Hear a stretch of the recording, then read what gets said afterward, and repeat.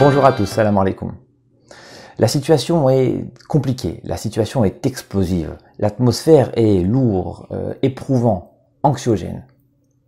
Et pour cause, eh bien, aujourd'hui, tout le monde, ou presque tout le monde en tout cas, a peur. Peur pour sa santé, peur pour sa vie, pour la vie de ses proches, et également pour l'avenir. Qu'est-ce que l'avenir nous réserve? Comment est-ce que le monde va sortir de cette situation? Qu'en est-il de mon travail? Qu'en est-il de mes relations avec mes amis? Qu'est-ce qui va rester après tout ça? Tant de questions qui aujourd'hui nous mettent dans l'incertitude vis-à-vis de l'avenir. Et cette question de la peur, finalement, est centrale, même dans ce que nous avons dit dans la vidéo précédente, car nous avons rappelé que cette situation doit être une opportunité. Nous devons transformer cette situation en opportunité pour que chacun redécouvre son rôle dans la famille, en tant que père, en tant que mère, en tant que frère, en tant que sœur. Si tout le monde est paralysé par la peur, si tout le monde est en difficulté à cause de la peur, et s'il n'y a plus une seule personne pour essayer de soulever un petit peu le reste du groupe, mais où est-ce que va aller le groupe? Donc il est de notre devoir à tous de redécouvrir notre rôle, de faire preuve d'un peu de patience, de laisser germer dans notre cœur la lumière de Dieu, par notre patience, par notre volonté de vouloir faire le bien, par notre volonté de vouloir être au service des nôtres. C'est difficile pour tout le monde, c'est difficile pour moi, mais c'est difficile pour ma mère, c'est difficile pour mon père, c'est difficile pour ma sœur, c'est difficile pour mon frère. Ils doivent pouvoir compter sur moi, ils doivent pouvoir compter sur vous. Si vous n'êtes pas là, si nous ne sommes pas là, eh bien c'est foutu. Donc nous devons redécouvrir notre rôle, nous devons redécouvrir ce que nous sommes capables de faire. Nous sommes capables de bien plus que ça. C'est difficile pour tout le monde, je suis là. Comptez sur moi. Je serai un support pour vous. Dans vos difficultés, venez me parler. Déversez vos difficultés sur moi et je vous donnerai en retour la sérénité et la paix. Mais si tout le monde était comme ça serait merveilleux. Donc qu'est-ce qu'on attend pour faire ça? La peur est un poison pour le corps et pour le cœur. Regardez en vous-même les transformations qui s'opèrent avec la peur. On commence à trembler, on a des sueurs, on a des difficultés à se concentrer. On passe d'un état de paix, de sérénité à un état de panique. Qu'est-ce qui s'est transformé chez moi? Mais plein de choses. Donc qu'est-ce que c'est que ce poison qui d'un seul coup m'a transformé et a fait que je suis passé d'un état de sérénité à un état de panique? Qu'est-ce qui s'est passé en moi?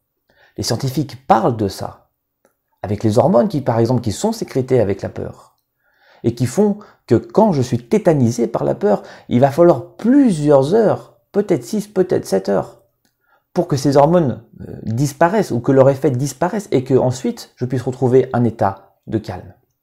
Donc la peur est liée à la santé et à la maladie. Bien sûr, la peur vous fragilise, alors que tout le monde aujourd'hui cherche au contraire à sortir de cette peur. Tout le monde cherche au contraire du réconfort. Et ben moi je suis là aujourd'hui pour vous réconforter. Je suis là aujourd'hui pour partager avec vous ma joie, ma foi, ma fermeté aussi, et ma bonne humeur. Car effectivement, nous devons partager notre bon cœur. Nous devons redécouvrir notre bon cœur pour effacer la peur du cœur de tous. Donc la peur, c'est un poison qui paralyse le corps. Notre corps est vivant, notre corps est plein de choses qui bougent, qui grouillent entre le sang, les cellules, les organes, les glandes, bref, nous sommes un univers à nous seuls. Je suis un univers et je suis le roi ou le président de mon univers. Mais est-ce que je suis à la hauteur de ce royaume dont j'ai la charge? Imaginez un seul instant qu'on aurait eu un président incapable, bon ça tout le monde le sait, mais qui en plus serait un vrai trouillard à la télévision. Imaginez comment les gens auraient réagi. Le roi, le président, doit être à la hauteur. Il doit être fier, il doit être fort, il doit montrer la direction à prendre. Car notre corps est en mouvement, notre corps est en vie. Si jamais on n'est pas à la hauteur en tant que roi, eh bien on va créer le confinement, mais à l'intérieur de nous-mêmes. Il ne faut pas que notre corps soit une zone de confinement. notre corps est une zone de vie. Notre corps est une zone reliée à Dieu et à tous ses noms et attributs. Donc je suis capable de patience, je suis capable de générosité, je suis capable de bienveillance, je suis capable de miséricorde en étant chez moi, même dans 1 mètre carré, même dans 1 centimètre carré, je suis capable de ça. Je suis un président, un roi à la hauteur de mon royaume et tous mes sujets peuvent compter sur moi. Tous mes sujets savent que je donnerai tout pour être à la hauteur de cette tâche que Dieu m'a confiée.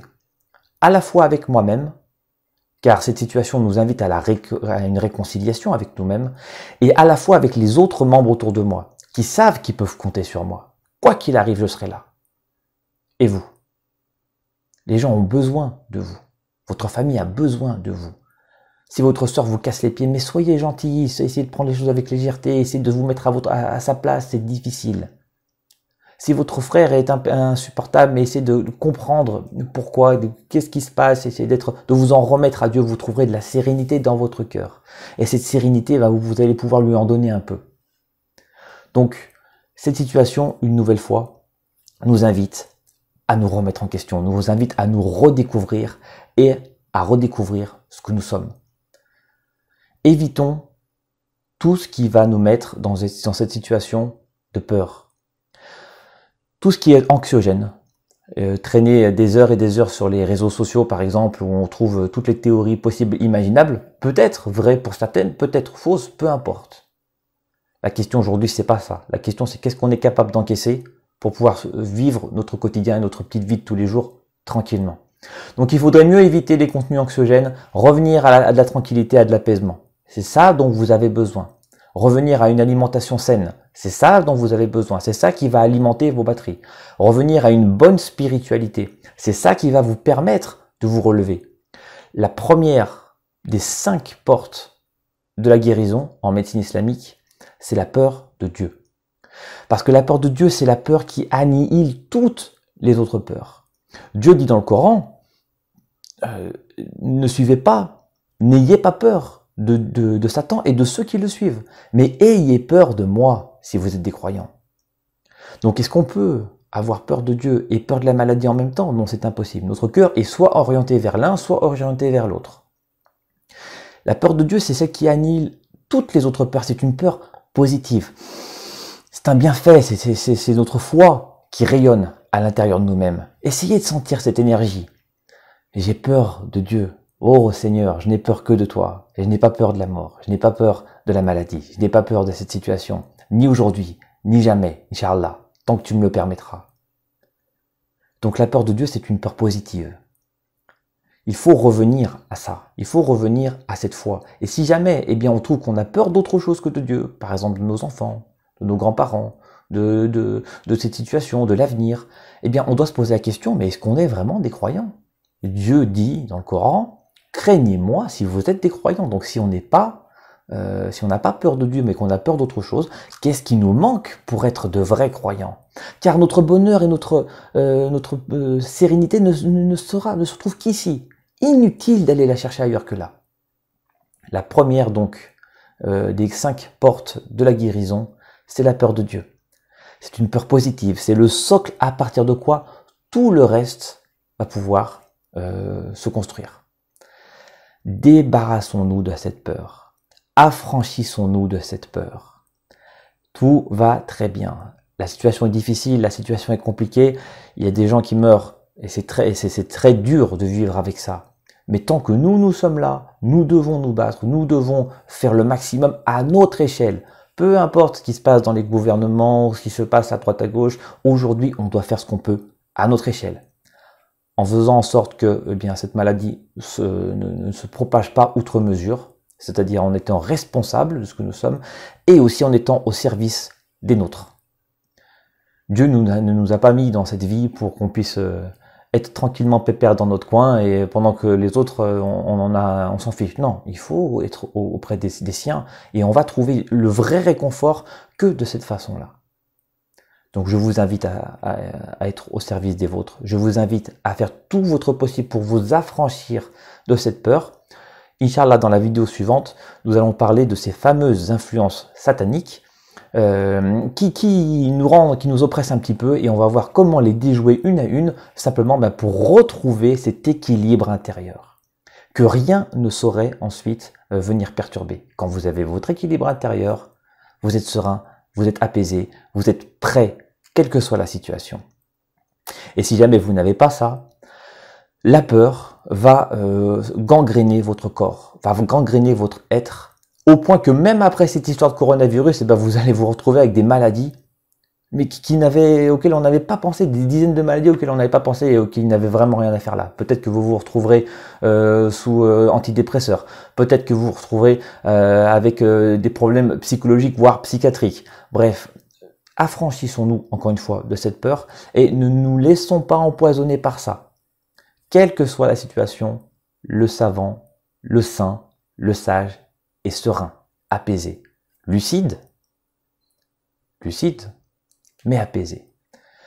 Donc je vous dis à demain, Inch'Allah, pour la vidéo suivante, dans laquelle nous allons parler donc des influences sataniques et de cette oppression permanente que nous subissons, et on va voir comment les déjouer une à une. Je vous souhaite une excellente fin de journée. Salam alaikum wa rahmatullah.